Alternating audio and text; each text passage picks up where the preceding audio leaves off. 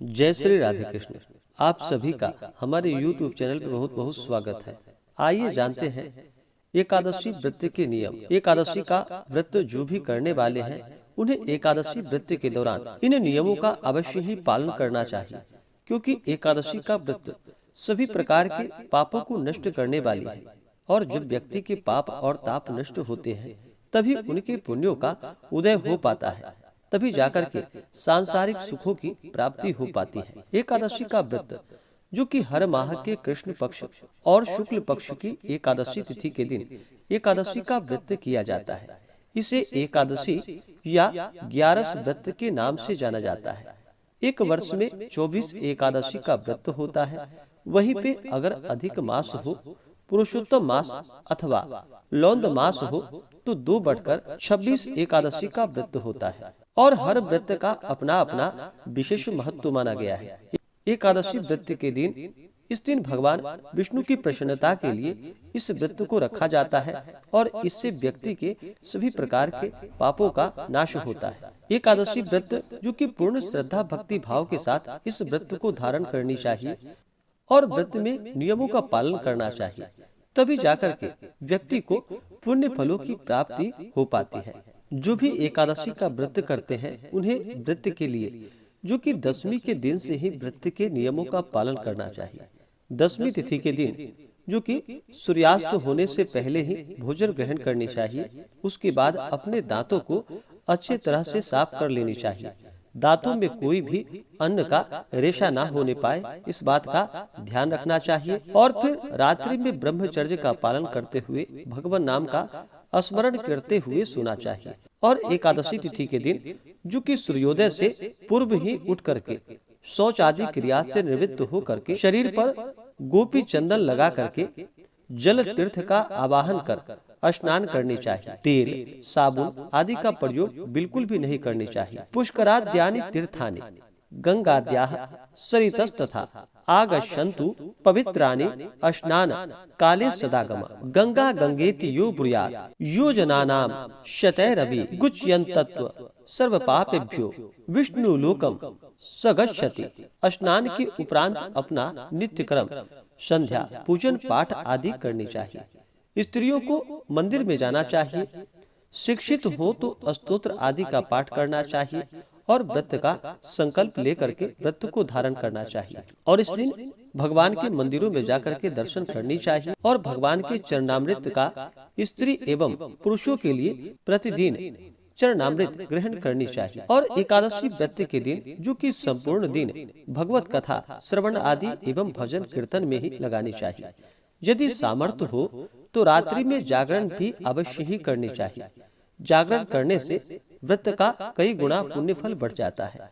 संपूर्ण दिन व रात्रि शुद्ध आचार विचार वाले मनुष्य के साथ ही व्यतीत करनी चाहिए। अच्छी संगति, अच्छे विचार, अच्छा ही वातावरण होना आवश्यक है। झूठे कपटी ऐसे लोगों से बचना चाहिए। ऐसे लोग समाज के लिए कलंक होते हैं। यह लोग ओला की संज्ञा में आते हैं। जैसे ओला दूसरों का अहित करने के पश्चात स्वयं भी गल जाता है, उसी प्रकार ऐसे मतानुसार दिन में इस दिन शयन भी नहीं करनी चाहिए। उपावृतस्य पापेभ्यो वासोयो गुणामीसः उपवासः सविज्ञेयो नोपवासंस्तु लंघजात। मात्र एक दिन का राशन बचाकर आत्मशुद्धि का ही नाम उपवास है, किंतु इतना करने के पश्चात पापमयी अथवा समाज में शोभित न होने वाले वातावरण से दूर रहकर गुणवान व्यक्तियों का सत्संग, भगवत भजन में लिप्त रहना तथा पूर्ण आराम शुद्धि का ही नाम उपवास है। जो भी व्रती होते हैं उन्हें जो कि 10वीं एकादशी व द्वादशी इन 3 दिनों तक नियमों का पालन करना चाहिए। 10वीं के दिन कांसे के बर्तन में भोजन नहीं करनी चाहिए। शुद्ध शाकाहारी भोजन करना चाहिए। मसूर, चना, कोदो, चावल, शाक, दूसरे की घर की खाद्य सामग्री आदि भोजन पूर्ण भोजन एवं मैथुन का त्याग कर देना चाहिए। ब्रह्मचर्य का पालन करना चाहिए। एकादशी के दिन जुआ, दिन में निद्रा, तांबूल, दातून, परनिंदा, चुगली, चोरी, हिंसा तथा किसी जीव को सताना, स्त्री सहवास, क्रोध, मिथ्या भाषण, आदि का त्याग कर देना चाहिए। और द्वादशी के दिन कांसे के पात्र में भोजन, मांस, मदिरा, मधु, तेल, मिथ्या भाषण, व्यायाम, परदेश गमन, दोबारा भोजन, स्त्री सहवास, अस्पृश्य का स्पर्श एवं मसूर का भोजन आदि नहीं करनी चाहिए। यदि शक्ति हो तो उपवास करे, शक्ति ना हो तो एकादशी के दिन एक समय भोजन करे, उसमें भी अन्न का प्रयोग न करे, केवल सागार ले। परंतु इन महान महत्वपूर्ण व्रत का परित्याग नहीं करनी चाहिए। यह भी व्रत ही है। सधवा युवतियों एवं स्त्रियों को पति की आज्ञा के विपरीत एकादशी व्रत नहीं करनी चाहिए, ऐसा भी शास्त्रों का मत है। हाँ, सौभाग्यवत व्रत आदि हो तो उसे अवश्य ही करनी चाहिए। व्रत के दौरान जहाँ तक हो सके मौन धारण करना चाहिए और भगवत चरण में अपना मन लगाना चाहिए। किसी के ऊपर क्रोध नहीं करनी चाहिए, शुद्ध और सात्विकता का पालन करना चाहिए। अपने से बड़ों का सदा ही आदर और सम्मान करना चाहिए।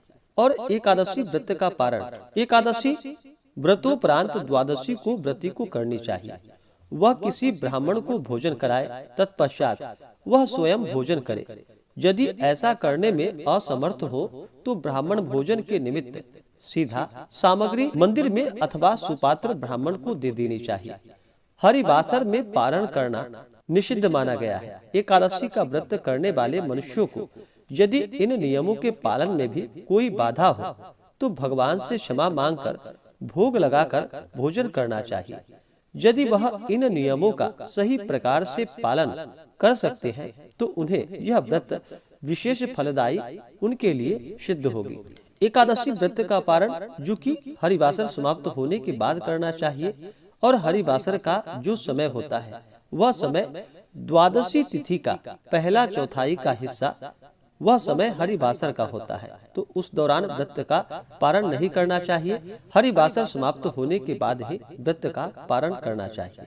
इसी प्रकार से जो भी सच्ची श्रद्धा के साथ एकादशी व्रत को धारण करके एकादशी का व्रत करते हैं, नियमों का पालन करते हैं, भगवान श्री हरि विष्णु का पूजन करते हैं, उनके सभी प्रकार के पापों का नाश होता है। और जब पाप और ताप नष्ट होते हैं तभी उनके पुण्य उदित हो पाते हैं। उसके बाद ही सांसारिक सुखों की प्राप्ति हो पाती है। तो आशा करता हूँ कि यह जानकारी आपको अच्छा लगा हो। ऐसे ही ज्ञानवर्धक जानकारियाँ प्राप्त करने के लिए हमारे इस चैनल पे अगर आप नए हैं तो चैनल को लाल बटन दबा करके सब्सक्राइब करें, साथ में बेल आइकन घंटी को दबाएं ताकि मेरे वीडियो का नोटिफिकेशन आपको समय से मिलता रहे। वीडियो को लाइक करें, शेयर करें। मिलते हैं फिर अगले वीडियो में। जय श्री राधे कृष्ण। धन्यवाद।